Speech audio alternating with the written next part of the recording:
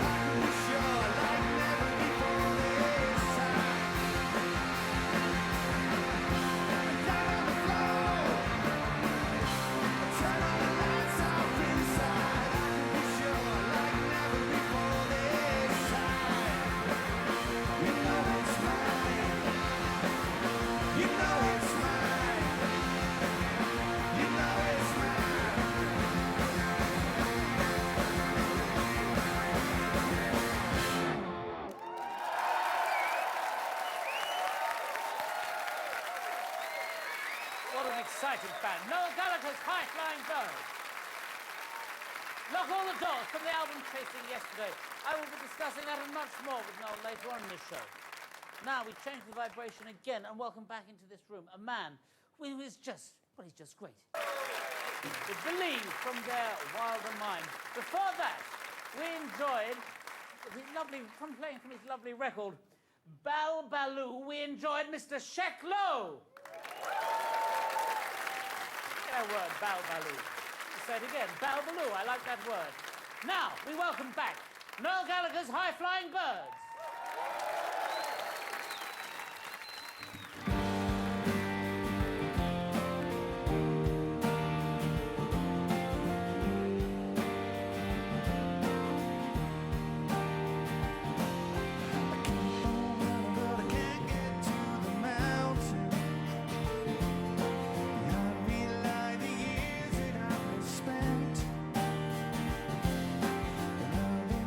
Like a flower in a fountain.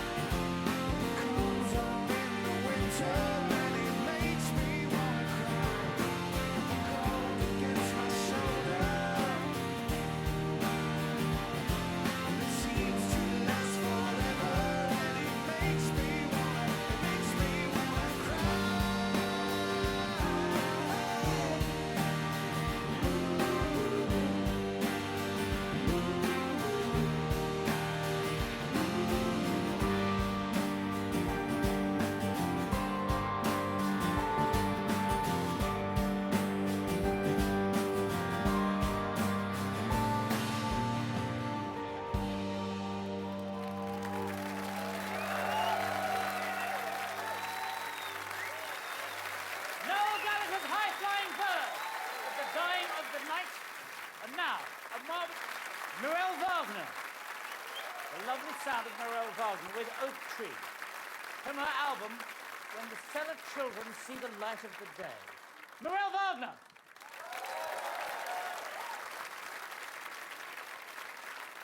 And now, great legend, an amazing songwriter, and a marvellous guest to have here. We welcome Noel Gallagher.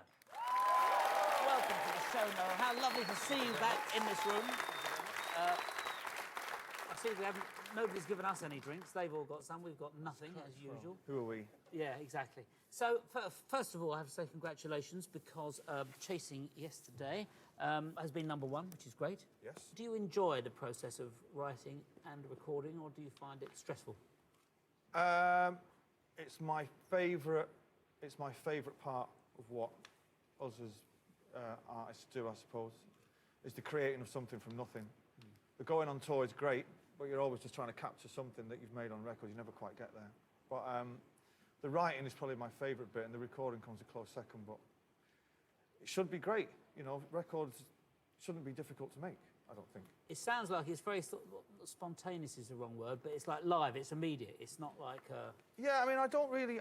With this record, anyway, we don't do that many takes of anything. You know, maybe 3 max, and then just move on to the next thing. I get really impatient working on songs for longer than. You know, if I work on a song for a full day, it does me head in. Do you know what I mean? Because the more I hear it, the worse it sounds. You know, I just want to get on and do something else. You know, so I don't mind coming back to stuff, but I like to keep things moving. You know, so but yeah, with this record, we kept it moving fast. Yeah. And you formed your own record label, Sour Mash. Why did you do that? Why indeed? Why Has it been a pleasurable experience? Well, I've put out 3 albums by other people, and they've been great. And they've been a labour of love, you know what I mean? And I'm glad that they're out there. And then I put my albums out on it.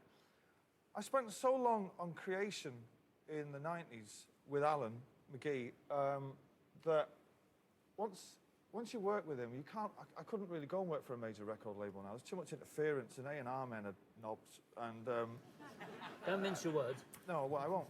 And I don't know. I find record companies weird these days. So it's easier to do it on your own. I think that there's more a sense of achievement when you finish something and you know you get that in your hands and you think. You know, you go on the road for 2 years and you come back and you think, yeah, we did it ourselves, you know what I mean? And we got it to #1 and it's all ran out of a little office with, you know, the girls who work for me are all, hello ladies, they're all great, you know. And, no, it is a great achievement. And also, so, I mean, and what do you think of the current state of music? Because records don't sell like they used to. People... Well, mine don't. Yeah, well, they do, because you know, even but #1, you know, the #1, the amount of records you sell at #1 is less than it was. People, do you think people's attention span's shorter? Do you think the music is different to it was 20 years ago?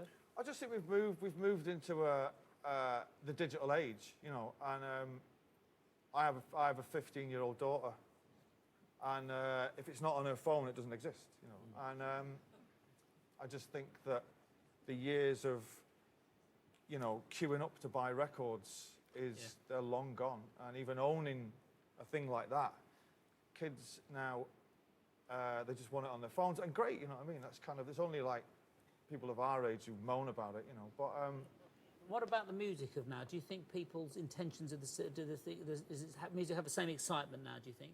You're hearing out there in the charts? I still think you do hear things, particularly on this show, and you know, if you go to gig, but like mainstream music,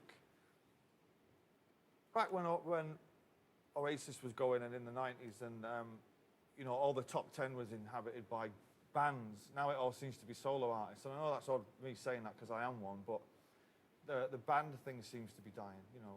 And I think music reflects the times, you know what I mean?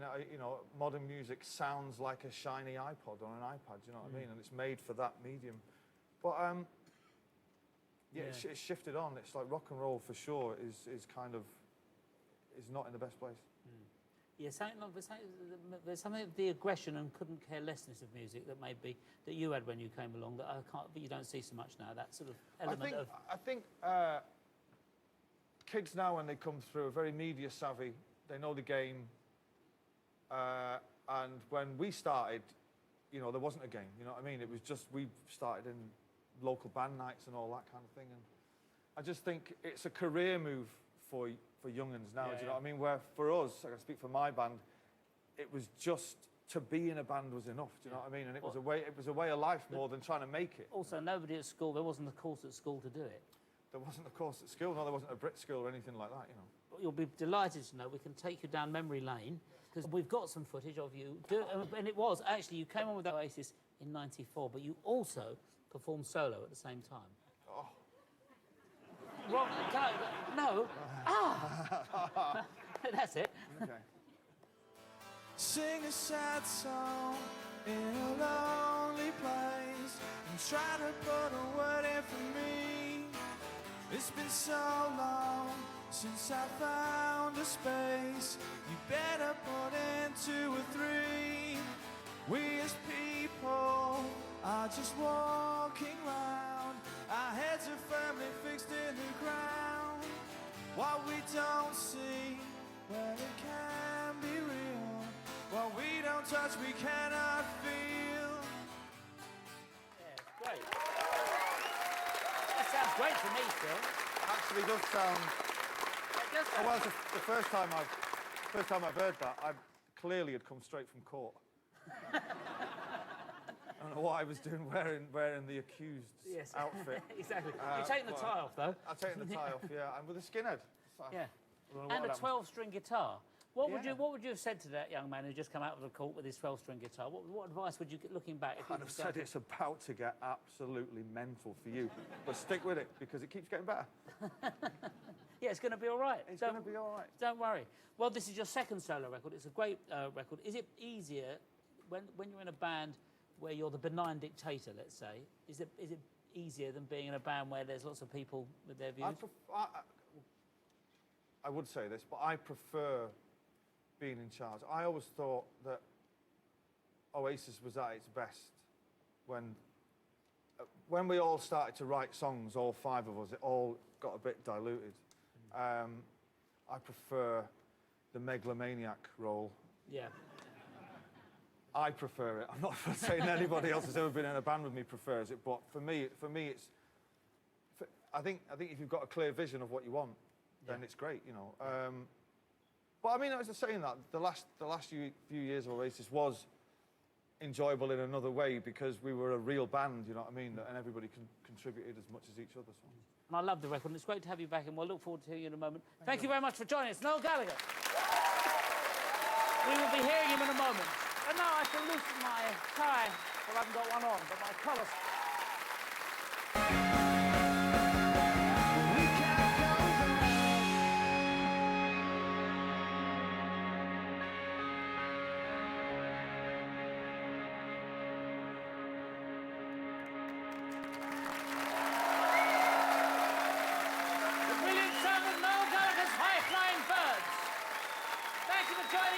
Back here on Tuesday at 10 o'clock with Florence and the Machines, Charlatans and American Legends, James Taylor with much more. But could we just finish with that beautiful bit of a groove, please, that they could all go with?